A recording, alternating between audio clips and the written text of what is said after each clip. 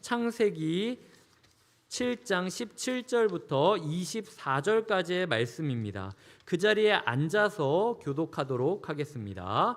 제가 먼저 17절을 읽겠습니다.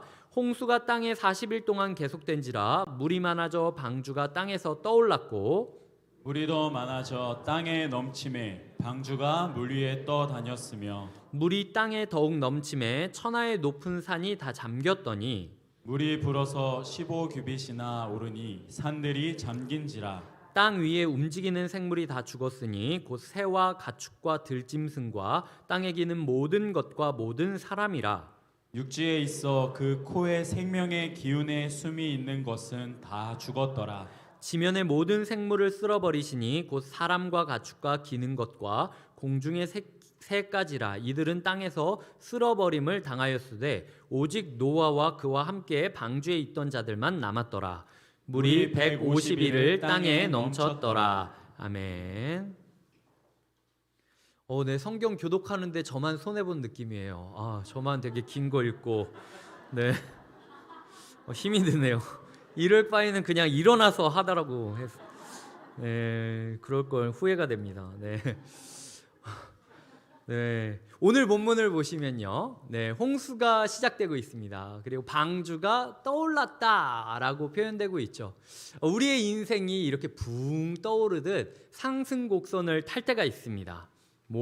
물이 차오르고 산들이 다 잠기고 사람들이 흔적을 없애고 흐트러지고 있는데 고고하게 방주 하나만 이렇게 둥둥둥둥 떠다니고 있다라는 거죠.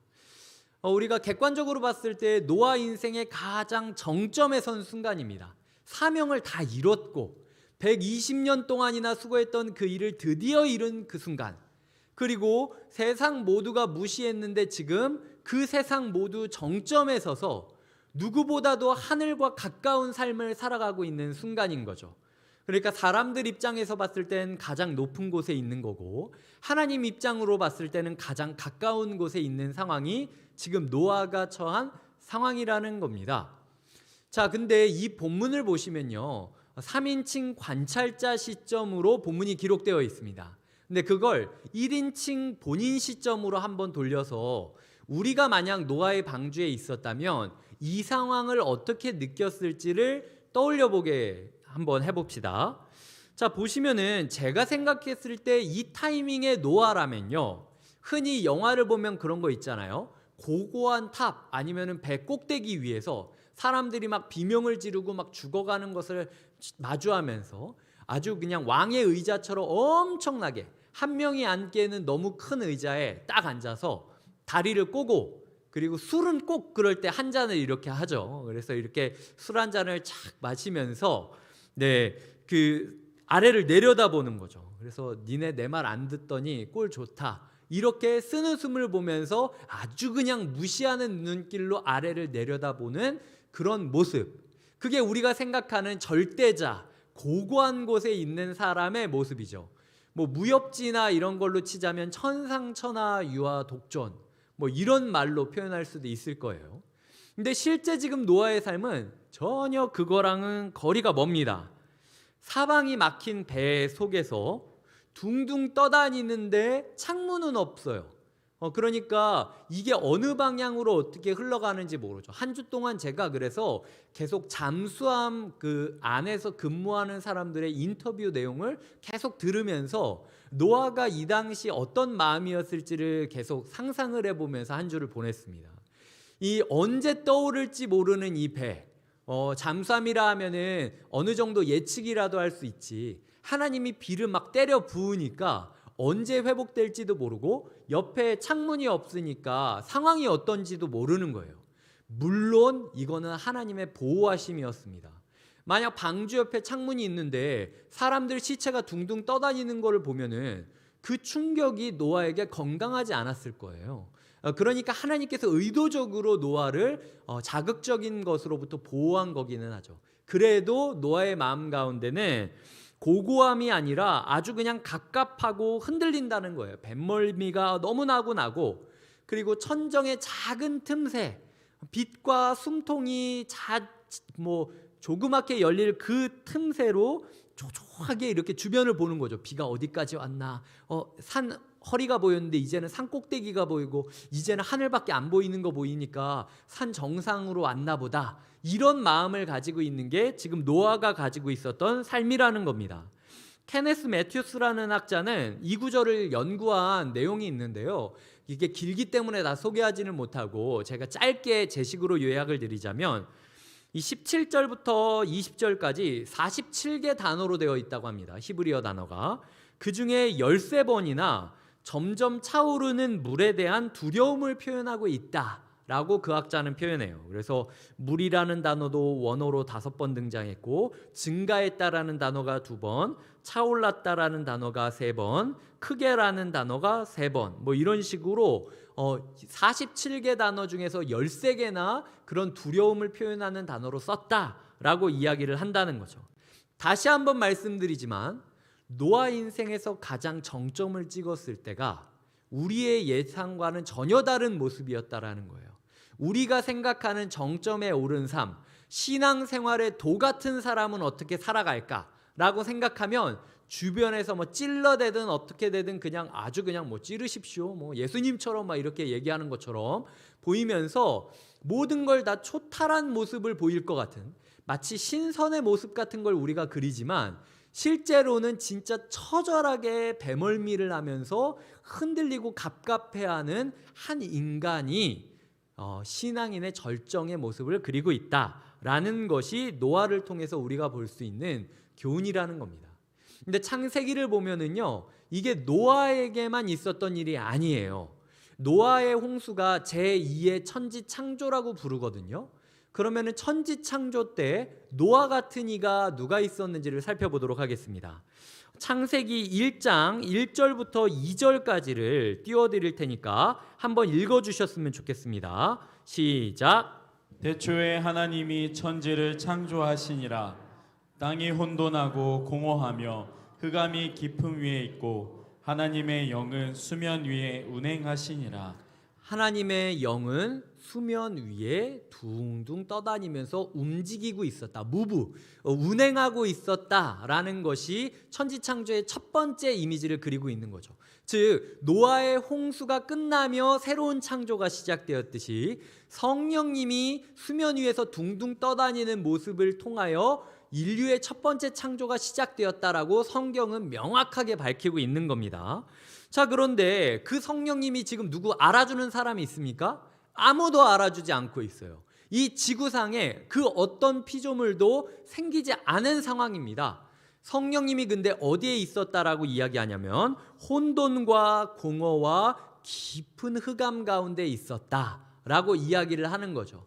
이 마치 그 거룩하고 존귀하신 성령님께서도 천지를 창조하기 위하여 하늘로부터 빗물이 떨어지듯 말씀이 떨어지고 있는 거죠. 빛이 있으라, 동물이 있으라, 땅이 생겨라. 하나님이 이렇게 빗물을 떨어뜨리듯 말씀을 주시면요, 혼돈과 공허와 흑암 사이에 둥둥 떠다니던 그 노아 방주 같은 성령이 원자와 원자를 붙잡고 설득을 하는 겁니다.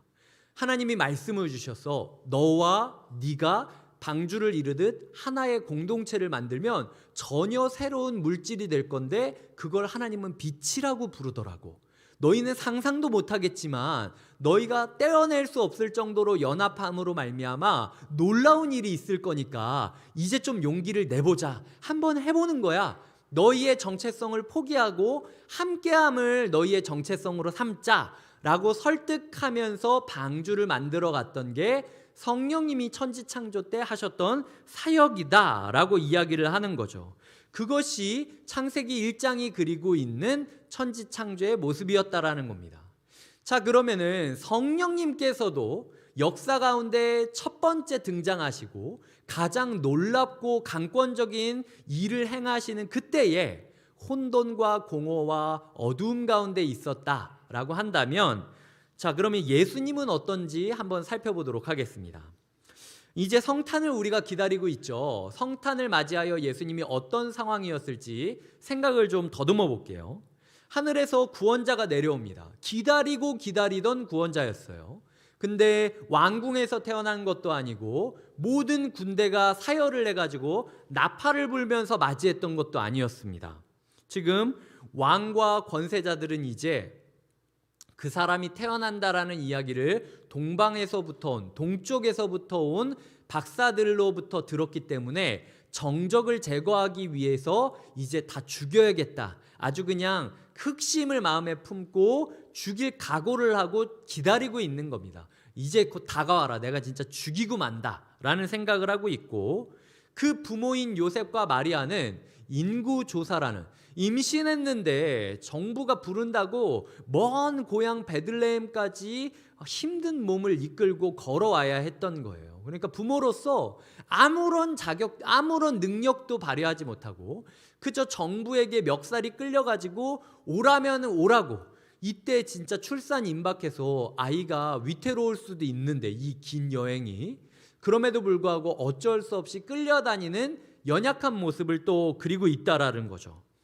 그렇게 고향으로 돌아왔는데 그 여인을 환대해주고 임신한 여인을 위하여 자기 여관방을 내줄 사람이 한 명도 없는 철저한 거절감을 겪고 있었다라고 해요. 그때 홍수가 터지듯이 양수가 터집니다. 물이 흐르기 시작하죠. 예수 그리스도께서 마치 방주에 담긴 노아처럼 이 세상 가운데 첫 번째 등장하는 모습을 그리고 있습니다. 근데 성경을 보시면은, 자, 성경을 보시면은 예수 그리스도께서 강보에 둘둘둘둘 마셨다라고 표현되어지고 있어요. 그러니까 세마포에 둘둘둘둘 포대기에 씌워져 가지고 이 말구유에 놓이셨다라고 하는데요. 이 말구유를 현대말로 번역하면 말밥통입니다. 그러니까 나무로 된 말밥통 위에 둘둘둘둘 쌓여서 인류를 구원할 메시아가 자기 몸도 짠 이렇게 하지 못한 채로 꽁꽁 묶여가지고 눕혀져 있는 것, 이게 역사 가운데 예수 그리스도가 AD와 BC라는 역사의 전환점에서 가장 강렬하게 자기를 드러냈던 삶의 방식이었다라는 거죠. 그 예수를 바라보는 어머니와 아버지는 조마조마할 수밖에 없었습니다. 할 수 있는 것은 이 아이를 이 말밥통에 누이는 일밖에 할 수가 없는 거예요. 애는 응애응애 울고 있고 엉엉 울고 있는데 이게 서러워서 우는 건지 아니면 왜 우는 건지도 모르는 채로 이 어두운 밤 어떻게든 이 아이가 잠재워지고 혹은 평안해지길 바라는 모습, 부모가 할 수 있는 일은 소망하는 일밖에 없었다라는 거죠. 예수 그리스도께서도 그러셨어요. 태어나자마자 예수님이 내가 곧 길이요 진리요 이렇게 나온 거 아니지 않습니까? 예수님도 누가 때려줘야 엉엉 울 수밖에 없는 존재였어요. 누가 탯줄을 잘라줘야만 하는 존재였습니다. 예수님도 야, 내가 하나님의 아들이었는데 여기 와가지고 할 수 있는 건 우는 거밖에 없어? 시간을 기다리면서 소망하는 일밖에 없어? 라고 했던 게 예수 그리스도가 했던 딱 하나밖에 없다는 거죠. 즉 노아도 소망하는 일밖에 없었고, 성령님도 천지가 창조하기를 소망하셨고, 지금 예수님도 소망하는 일밖에 할 수 없었다. 모든 그리스도인들은 다 그 길을 걸어가야만 한다라고 성경이 우리에게 말하고 있다라는 거죠. 그렇다면은 첫 번째 제자였던, 제자 중 넘버 원이었던 베드로는 과연 어떤 모습이었는지 생각해 보도록 하겠습니다. 베드로 인생의 정점이 어디였을까? 저는 요한복음 21장이라고 생각해요. 왜냐하면 요한은 베드로와 전도 파트너였어요. 그러니까 누구보다도 베드로를 가까이서 봤던 사람이 요한이었습니다. 사도 요한.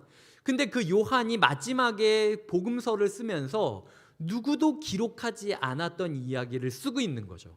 왜냐하면 마가복음, 마태복음 이런 데서 나왔던 거와는 달리 요한이 보기에 베드로 인생의 정점은 요한복음 21장이었던 거예요.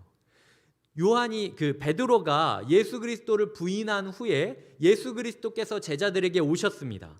그래서 샬롬이 있을지어다, 평안할지어다라고 이야기하지만 베드로는 도망쳐요. 왜냐하면 내가 제일 먼저 나가서 주님을 맞이해야 되는데 뒤로 주춤주춤 물러서고 있는 자기의 비겁한 모습을 봤고, 그럼에도 불구하고 나를 잡아주지 않는 예수 그리스도의 모습에서 이제 나는 버려졌구나 생각을 하고 이제 난 다시 어부가 되리라 하고 돌아가는 모습으로 21장이 시작되고 있다는 거죠. 근데 자기가 처음 예수님을 만났던 것과 똑같은 모습으로 예수님이 저기에 그물질을 해라 라고 했을 때 그물에 고기가 가득한 것을 발견하게 되었고, 요한이 예수님 이라는 이야기를 듣자마자 베드로 가운데 이상한 일이 벌어지는데 겉옷을 입고 몸을 뛰어든 거예요. 수영을 하려면요 옷을 벗어야 됩니다. 그리고 옷을 입고 있으려면 수영을 하면 안 되죠. 근데 이 이해할 수 없는 행동을 왜 했느냐, 거기다가 이 예수님과 고깃배 사이의 거리가 요즘으로 치자면 90m밖에 되지 않았다고 해요. 그러니까 아무리 고기가 많았어도 90m 수영해서 가는 것보다, 수영장이 아니니까 수영해서 가는 것보다 배로 가는 게 더 빠를 수도 있었어요. 그러니까 효율적이지도 않고 어색한 행동을 베드로가 하고 있는 거죠. 베드로는요 어부였습니다. 일평생 물을 다스리고 싶었고 물을 통제하고 싶었던 사람이에요. 물로부터 자기 이익을 얻고 싶었고 거센 바람을 피하고 싶었던 사람입니다. 그러니까 언젠가 그가 예수님한테 나를 물 위를 걷게 해달라, 그래서 나에게 능력을 주셔서 어떤 상황을 만나던 내가 이건 이거야 라고 이야기를 하면 모든 사람과 상황들이 내 말을 들어주게 만들어 달라 라는 요청을 한 거죠. 능력을 달라고. 근데 지금 베드로는 능력은 전혀 중요하지 않습니다. 물 위를 걷고 말고 상관없이 그냥 나는 효율적이지 않더라도 가장 먼저 예수 그리스도를 만나고 싶다고 몸을 자기가 그렇게 두려워하던 물속으로 던지고 있는 거죠. 마치 홍수 속으로, 물결 속으로 자기의 몸을 던지고 있는 모습을 볼 수 있다라는 것입니다. 이 베드로에게 있어서 노아의 방주는 무엇이었습니까? 그러면 자기의 겉옷이 노아의 방주였던 거죠. 베드로가 90m를 헤엄칩니다. 이제 헤엄치다 보면은 물도 먹을 거고 눈물이나 콧물도 이게 눈물인지 콧물인지 아니면 물인지도 모르는 상태로 엉엉 울면서 허우적거렸겠죠. 그가 일평생 잡아온 물고기처럼 그도 펄떡펄떡대면서 허우적거리면서 예수님한테 막 가고 있는 거예요. 그가 도착했을 그때에 고깃배가 거의 다 왔습니다. 그래서 요한도 베드로가 서 있는 모습을 지켜봤다고 요한복음 21장은 기록하고 있어요. 베드로 앞에 무엇이 있습니까? 21장 7절부터 9절까지를 띄워드릴 테니까 같이 읽어주셨으면 좋겠습니다. 시작. 예수께서 사랑하시는 그 제자가 베드로에게 이르되 주님이시라 하니 시몬 베드로가 벗고 있다가 주님이라 하는 말을 듣고 겉옷을 두른 후에 바다로 뛰어내리더라. 다른 제자들은 육지에서 거리가 불과 한 50칸쯤 되므로 작은 배를 타고 물고기 든 그물을 끌고 와서 육지에 올라 보니 숯불이 있는데 그 위에 생선이 놓였고 떡도 있더라. 아멘. 제자들이 와서 베드로가 딱 도착해서 서 있는 꼴을 보니까 온몸에 물이 흠뻑 묻어가지고 눈물 콧물이 범벅이 난 상태로 서 있는데 첫 번째 마주했던 게 숯불이었다라는 거예요. 그 몸을 녹일 수 있는 숯불이었다라는 거죠. 물기를 마를 수 있고 그리고 함께 아침을 먹을 수 있는 준비를 이미 주님께서 끝내두시고 지금 베드로를 맞이하고 있는 겁니다. 주님께서는 알고 계셨던 거죠. 베드로가 부족하다라는 것. 하지만 그럼에도 불구하고 모든 걸 버리고 효율적이지 않더라도 그저 나를 사랑하는 그 마음 하나로 혼돈과 공허와 흑암 속에 뛰어들어서 그 홍수를 온몸으로 맞으며 허우적거리면서 나에게까지 올 거라는 걸 주님께서는 알고 있었던 겁니다. 그 90m의 수영이, 그 물질이 베드로에게 있어서는 노아의 방주의 시간이랑 똑같았다. 그 순간으로부터 베드로는 사랑을 회복하게 되고 사명을 회복하게 되고 전혀 다른 인생으로 살아갈 수 있는 첫 번째 전환점을 맞이하게 되었다라는 거죠. 그렇다면 우리는 어떤지 살펴보겠습니다. 모든 믿는 자에게 주님께서 말씀을 주십니다. 마태복음 28장 18절부터 20절까지를 제가 읽겠습니다. 예수께서 나와 말씀하여 이르시되 하늘과 땅의 모든 권세를 내게 주셨으니, 그러니까 예수님께서 하늘과 땅의 모든 권세를 내가 받았다. 근데 그거를 어디다 쓸 거냐? 너희를 제자 삼고 너희를 제자로 부르는 일에 내가 사용을 할 거다. 그러니까 너희가 제자가 되지 않으면, 너희가 제자를 부르지 않으면 너희의 삶에서 나의 권세를 체험하는 날은 없을 거다. 예수님께서 말하고 있는 거죠. 근데 그 제자의 첫 번째 스텝이 무엇이냐? 아버지와 아들과 성령의 이름으로 세례를 베풀고, 이게 제자가 되는 첫 번째 길, 제자를 삼는 첫 번째 스텝이라는 겁니다. 세례를 받는 거에 대해 생각을 해보도록 할게요. 당시 초대교회에서 세례를 줄 때는 사람을 강가에다가 세운 다음에 몸을 물속에 옷 입은 채로 쭉 잠긴 다음에 다시 이렇게 끄집어냈습니다. 그러면서 이야기를 하는 거죠. 예수 그리스도를 구주로 믿는 하나님의 사람 누구에게 성부와 성자와 성령의 이름으로 세례를 주노라. 아멘. 이렇게 공동체가 소리를 내며 그 사람이 전혀 다른 사람이 되었습니다. 근데 제가 어렸을 때 수영을 하면서 수영장에서 도대체 초대교회에서 세례를 받을 때 어떤 느낌일까 궁금해서 제가 한번 물속에 저를 계속 잠수했다가 일어났다 잠수했다 일어났다 그랬던 적이 있습니다. 그때 제가 느꼈던 것들이 이런 거예요. 앞이 흐릿하고 눈을 잘 뜰 수가 없습니다. 그게 뭐 개울가에서 뭐 꼭 수영장이 락스가 있어서 뭐 그런 게 아니라 개울가에서도 물살 때문에 이게 눈을 잘 뜨기가 어렵더라고요. 그리고 앞이 잘 보이지가 않고 뭐가 뭔지 잘 모르겠고, 숨을 쉬면은 코랑 목으로 물이 넘어올 것 같이 갑갑하고 위태위태하고 1초가 1분 같은 거예요. 언제 나를 끄집어낼 거지? 약간 이런 마음이 드는 정도가. 그래서 시간이 굉장히 길게 느껴집니다. 귀에서는 멍멍멍멍멍멍 웅 소리가 나고, 그리고 간혹 가다가 내가 숨을 쉬는 꼬르륵 방울 소리만 들리는 거죠. 그러다가 주변에서 막 왕왕거리면서 뭐라고 이야기하는데 잘 안 들리다가 갑자기 어떤 힘이 우리를 끌어내는 겁니다. 그리고 세상이 환해지면서 아까 얘기했던 구절, 예수 그리스도를 구주로 믿는 하나님의 사람 누구에게 성부와 성자와 성령의 이름으로 세례를 주노라. 아멘 이라고 공동체가 같이 아멘 이라고 이야기하는 응답을 시작으로 그의 인생이 새롭게 시작되었다라는 겁니다. 그러니까 모든 믿는 사람은 노아가 방주를 탔듯이 우리 또한 물속에 푹 잠기면서 어디로 어떻게 가야 될지 모르는 그 상태가 한 번은 돼야 된다. 그게 모든 제자의 첫 걸음이다 라는 이야기를 하고 싶고요. 자, 마지막으로 그렇다면 우리는 어떻게 상승하느냐에 대해서도 생각을 해보겠습니다. 오늘부터 12월 25일까지 우리는 성탄을 기다리려고 해요. 이미 주어진 성탄을 기억하고 기념하면서 앞으로 다시 오실 예수 그리스도를 대망 아주 크게 소망하는 시간을 가지려고 합니다. 근데 특별한 행사를 갖냐? 없습니다.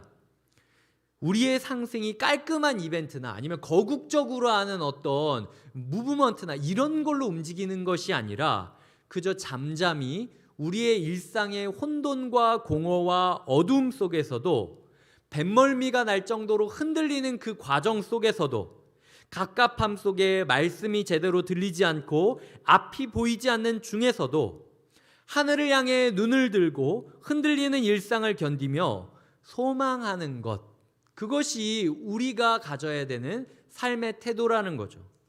제가 이번 한 주간 월터 브루그만이라는 한 신학자가 쓴 기도문을 읽고 묵상했습니다. 그 사람은 우리에게 필요한 건 담담한 은총과 초조한 마음이라고 이야기를 해요. 제가 그래서 잠깐 소개해드리겠습니다. 이 희망의 계절, 우리는 너무나도 쉽게 지칩니다. 이 기다림의 계절, 우리의 분쟁과 다툼은 멈추지 않고 있습니다. 우리의 머리부터 발끝까지 오로지 당신께 집중하면서 기다릴 수 있도록 담담한 은총과 초조한 마음을 주소서. 당신을 기다리다 우리가 스스로 우리를 파괴하지 않을까 불안합니다. 당신의 강한 능력으로 우리에게 오소서. 당신의 약함과 겸손함으로 우리에게 오소서. 주님께서 우리에게 말씀하는 메시지라는 거죠. 이 시간 연말이라 다들 기쁘고 아주 그냥 성탄 조명이 반짝반짝거리고 트리 위에서 밝혀진 그 불빛처럼 다 찬란하게 빛나고 있는데 왜 나만 지금 이 자리에서 비를 맞고 있어야 되느냐? 왜 나에게만 홍수가 임하고 있는 거냐? 라는 생각이 드는 분이 저는 분명히 있을 거라고 생각을 해요. 하지만 그럼에도 불구하고 주님께서 말씀하십니다. 지금 이 순간이 네가 역사 가운데 내가 너를 세워줄 유일한 때다. 너의 인생의 가장 절정의 순간, 너의 인생에 가장 빛이 나고 가장 높이 올라갈 순간이 지금 다가오고 있다고. 그래서 네가 느끼기에는 고고하고 평화롭지 않고 흔들거리고 괴롭고 절망 가운데 도대체 어떻게 해야 되느냐고 우겨쌈을 받는 것 같다 할지라도 주님께서 우리를 위로하시는 겁니다. 나도 그렇게 태어났다고. 나도 그렇게 둘둘 말아져서 엉엉 울면서 그렇게 밥통에 누이면서 방주 인생을 시작했다고. 주님께서 이 자리에 위로가 필요한 성도님들을 위로해 주시기를 바랍니다. 그리고 우리에게 있어서 필요한 것은 딱 하나, 소망뿐이라는 사실을 마음에 담고 살아가시는 이 12월 되시길 주님의 이름으로 축복드립니다. 이 시간 함께 찬양하며 나아가겠습니다. 하나님은 너를 지키시는 자, 너의 우편에 그늘 되시니 낮의 해와 밤의 달도 너를 해치 못하리.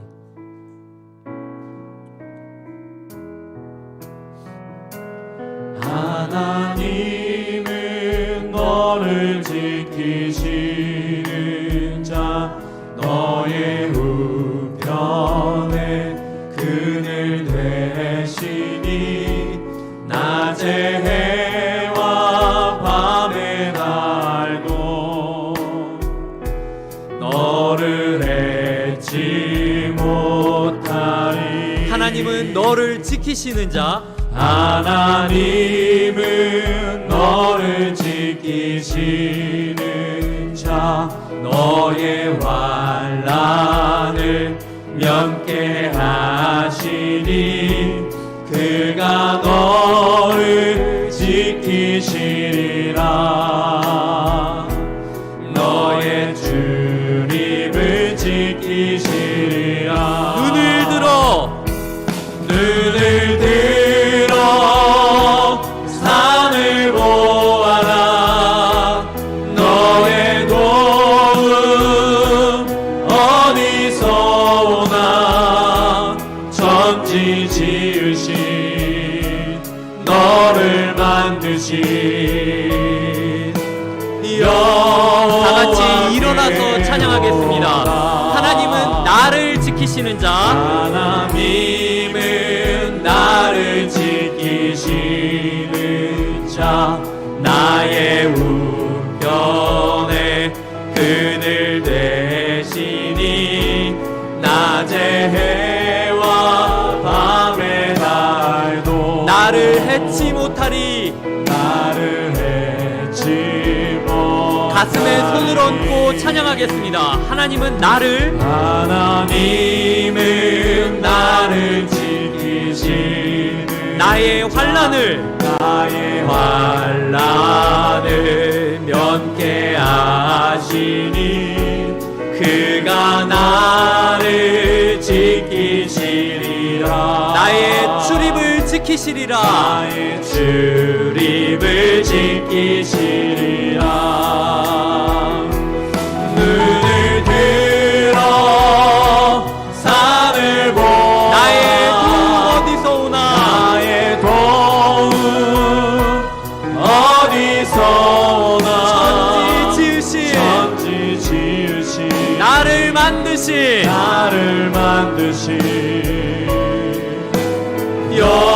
여호와께. 다시 한번 눈을 들어 산을 보아라. 눈을 들어 산을 보아라. 나의 도움 어디서 오나. 천지 지으신 나를 만드신 여호와께. 이 시간 함께 기도하겠습니다. 주님, 나를 위로하여 주시옵소서. 주님, 나를 위로하여 주시옵소서. 갑갑하고 답답하고 막막하고 먹먹합니다. 주님, 위로하여 주시옵소서. 이 시간 마음 다하여 함께 기도하도록 하겠습니다. 하나님 아버지, 인도하여 주시고 함께하여 주님, 우리의 삶 가운데 위로 주시고 함께하여 주시기를 원합니다. 주님, 우리 가운데 하나님의 사랑을 베풀어 주시옵소서. 하나님을 사랑하고 하나님을 경외하며 하나님 앞에 우리의 삶을 드리게 하여 주시옵소서. 주님, 우리의 삶이 주님의 삶이 되게 하여 주시옵소서. 날마다 주님을 사랑하며 날마다 주님께 다가가며 날마다 주님을 닮아가는 그런 삶이 되게 하여 주시옵소서. 하나님의 영광과 하나님의 임재 가운데 우리가 들어갈 수 있도록 인도하여 주시옵소서. 하나님 아버지, 우리를 붙잡아 주시길 원합니다. 주님 아버지의 능력 가운데 우리의 하루하루가 시절을 보내게 하여 주시옵소서. 주님 아버지의 지키심 가운데 우리가 거하게 하여 주시옵소서. 이 시간 다시 한번 찬양하며 나아가겠습니다. 눈을 들어 산을 보아라. 눈을 들어 산을 보아라. 나의 도움 어디서 오나. 천지 지으신 나를 만드신 여호와께로다. 여호와께 그의 생각 셀 수 없고 그의 생각 셀 수 없고 그의 자비 무궁하며 그의 성실 날마다 새롭고 그의 사랑 끝이 다시 한번 그의 생각 셀 수 없고 그의 자비 무궁하며 그의 성실 날마다 새롭고 그의 사랑 마지막으로 끝이 주님께서 말씀하십니다. 그의 생각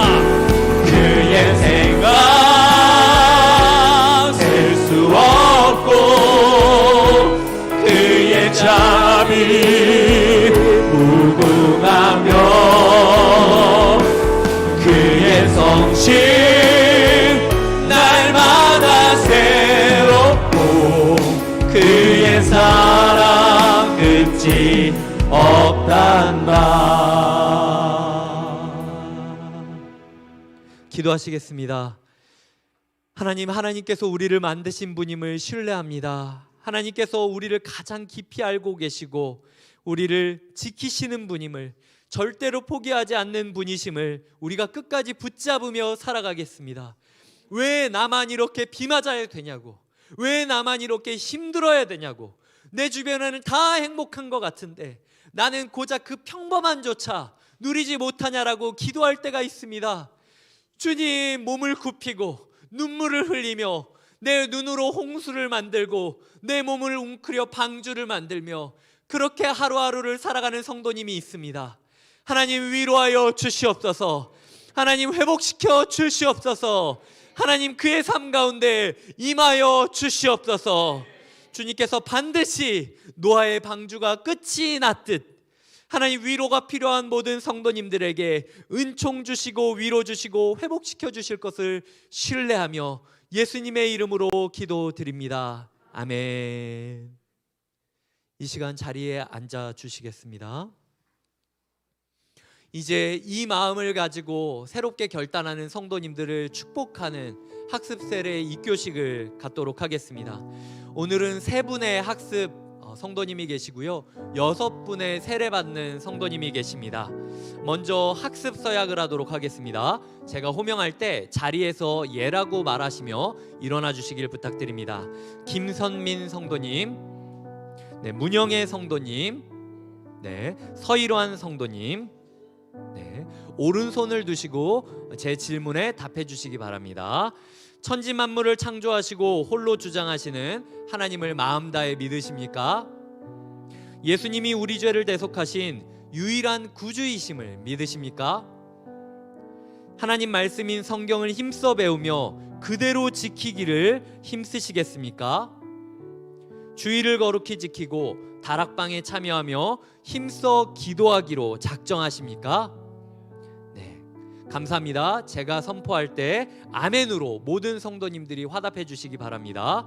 김선민 성도님, 문영애 성도님, 서일환 성도님이 대한예수교 장로회 곁에 있는 교회 학습 교인이 된 것을 성부와 성자와 성령님의 이름으로 선포합니다. 아멘. 착석해 주시기 바랍니다.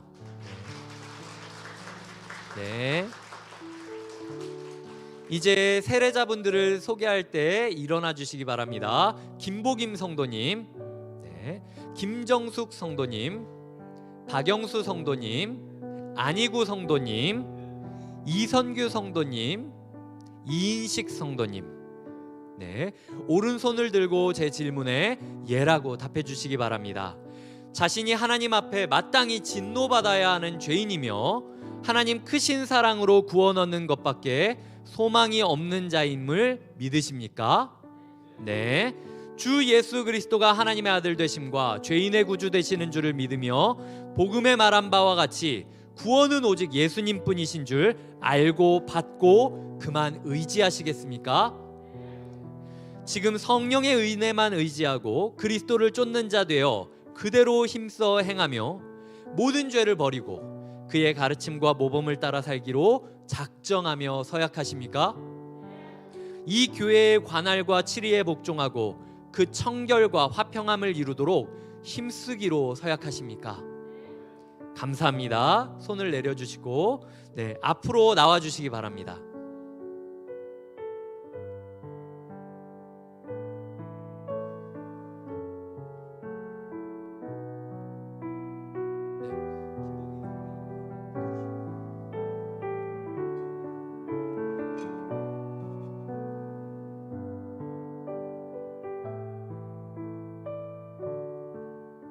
이제 세례식을 거행하겠습니다.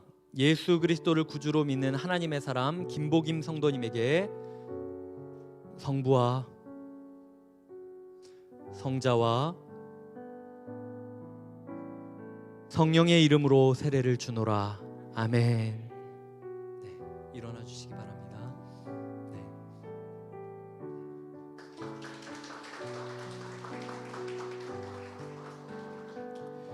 예수 그리스도를 구주로 믿는 하나님의 사람 김정숙 성도님에게 성부와 성자와 성령의 이름으로 세례를 주노라. 아멘. 축하드립니다. 네.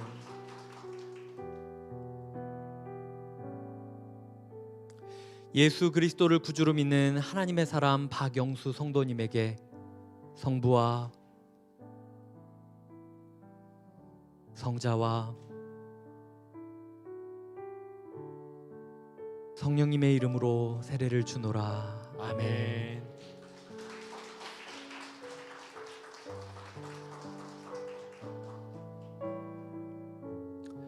예수 그리스도를 구주로 믿는 하나님의 사람 안희구 성도님에게 성부와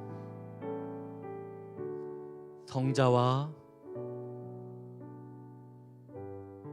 성령의 이름으로 세례를 주노라. 아멘.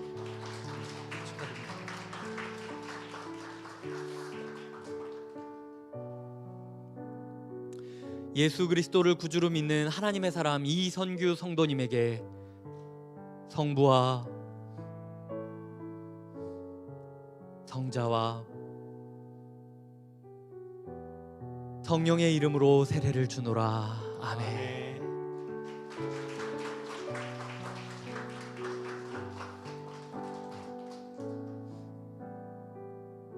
예수 그리스도를 구주로 믿는 하나님의 사람 이인식 성도님에게 성부와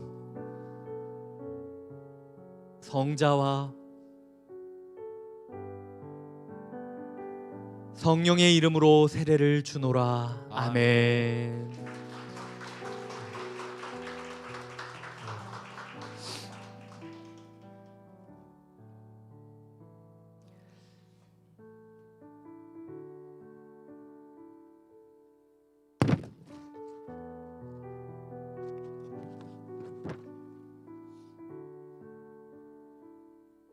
이제 다 같이 선포할 때의 아멘으로 증인이 되어 주시기 바랍니다.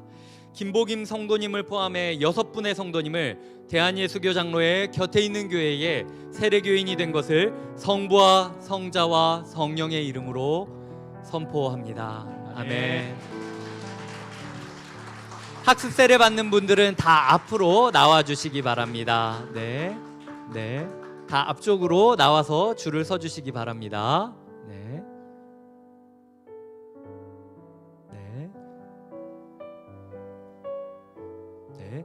김정숙 성도님을 중심으로 가운데로 조금 모여 주셨으면 좋겠습니다. 서일한 성도님 조금만 옆쪽으로. 네.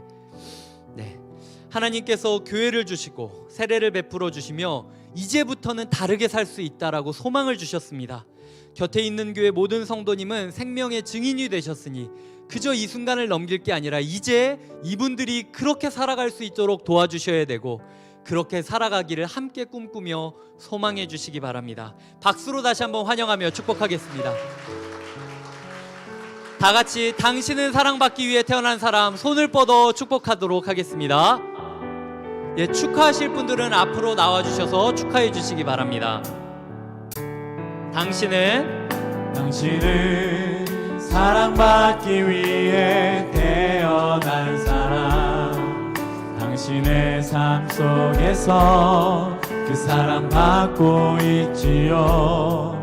당신은 사랑받기 위해 태어난 사람. 당신의 삶 속에서 그 사랑받고 있지요. 태초부터 시작된 하나님의 사랑은 우리의 만남을 통해 열매를 맺고 당신이 이 세상에 존재함으로 인해 우리에게 얼마나 큰 기쁨이 되는지.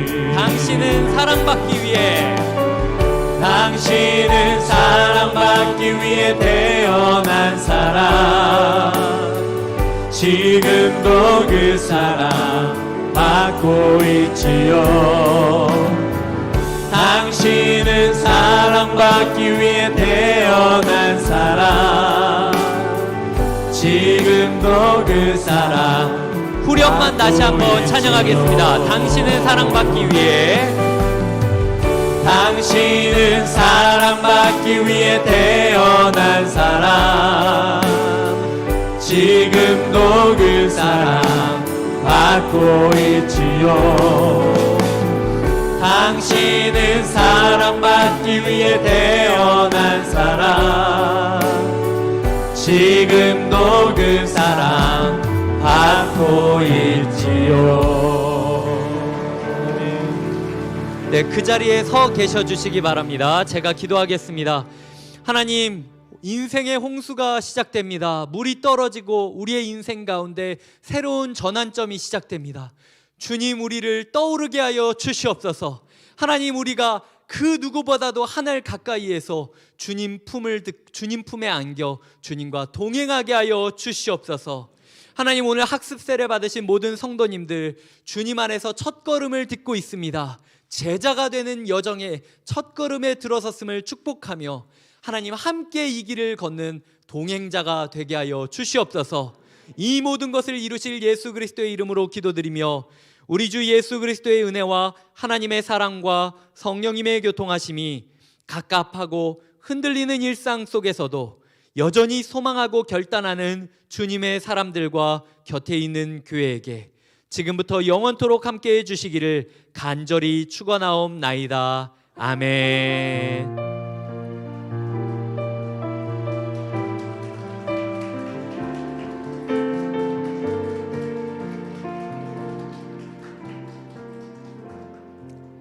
네, 이상으로 예배를 마쳤습니다. 나오셔서 축복하시고 사진 찍으실 분들은 편안하게 나와주시고 다른 분들은 조심히 귀가하시길 바랍니다. 감사합니다.